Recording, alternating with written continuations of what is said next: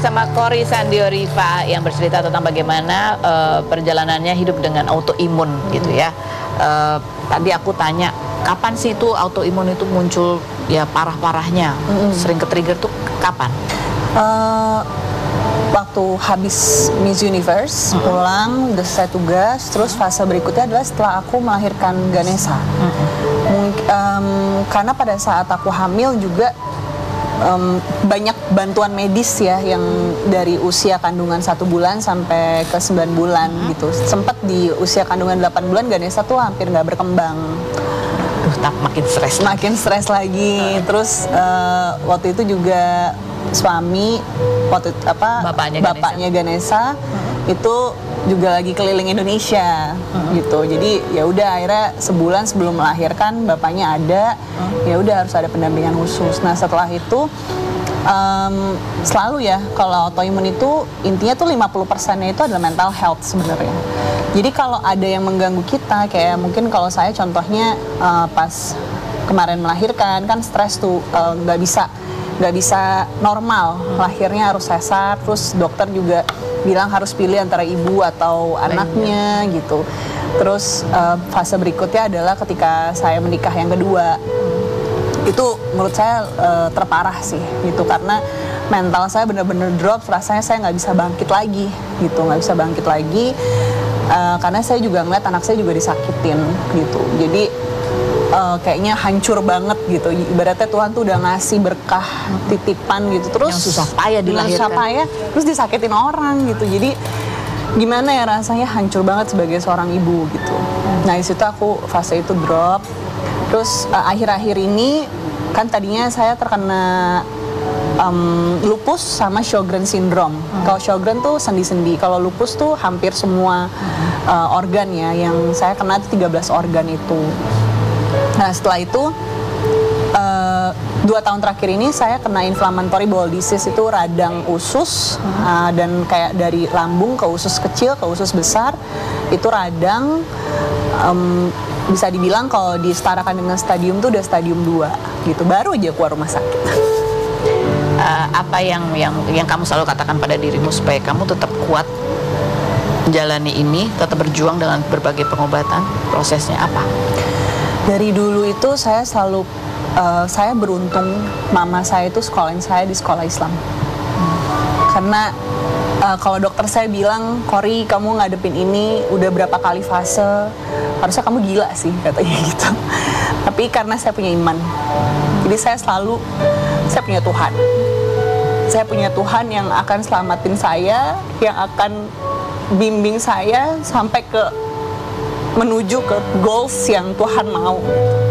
Bahkan saya suka bertanya sama Tuhan, kenapa saya harus sakit ini gitu. Tapi ternyata Tuhan punya tujuan lain untuk saya gitu. Ada kebahagiaan yang saya terima, yang mukjizat itu mungkin kalau saya nggak sakit saya nggak ngerasain, Mbak. Terima kasih sudah mau berbagi. Iya, sama-sama. Mudah-mudahan tetap sehat, tetap bahagia, bahagia lagi, bahagia terus pokoknya ya. Bahagia kan? terus. Bisa bersama Ganesha terus sampai dia Calvin punya anak, cucu. Iya. Ya, kan? Berikut, nah ini ada yang baru punya cucu juga ya. Ada Ayu Azari dan putrinya Isabel yang baru keterima di Fakultas Kedokteran di 3 universitas di luar negeri. Kita lihat dulu profilnya berikut ini. Pelangi sinetron Putri Duyung tahun 2001 ini menikah dengan Mike Trem, vokalis band White Lion asal Denmark pada 2004 dan dikaruniai 2 anak bernama Isabel dan Lennon serta 4 anak dari pernikahan Ayu sebelumnya.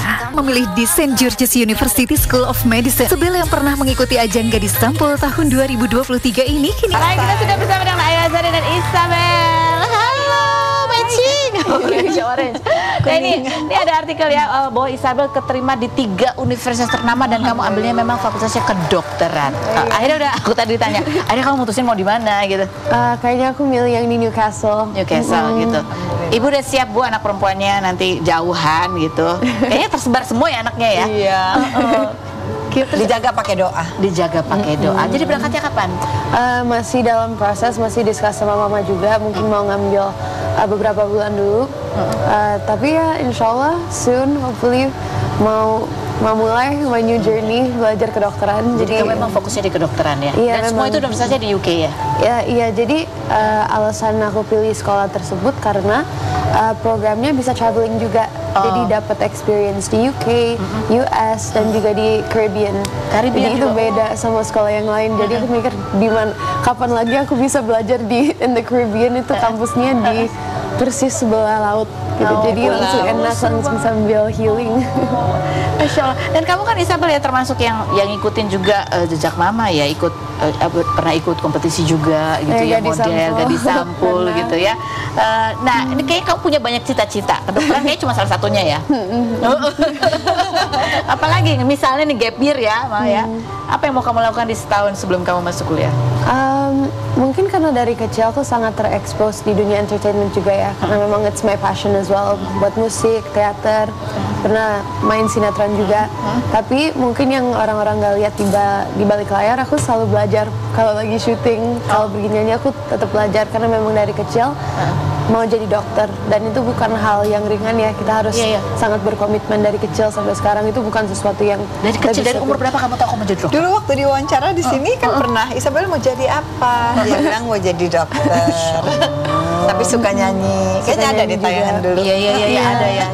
Iya. Jadi ya luar biasa. Loh ini aku mau tanya sama Mbak Ayu, gimana caranya sih mendidik putra-putrinya gitu ya sampai ya tumbuh gede punya passion yang luar biasa, cita-citanya dan banyak kegiatan yang positif gitu ya. Selain berikut ini jangan kemana-mana, tetap di Rumpi.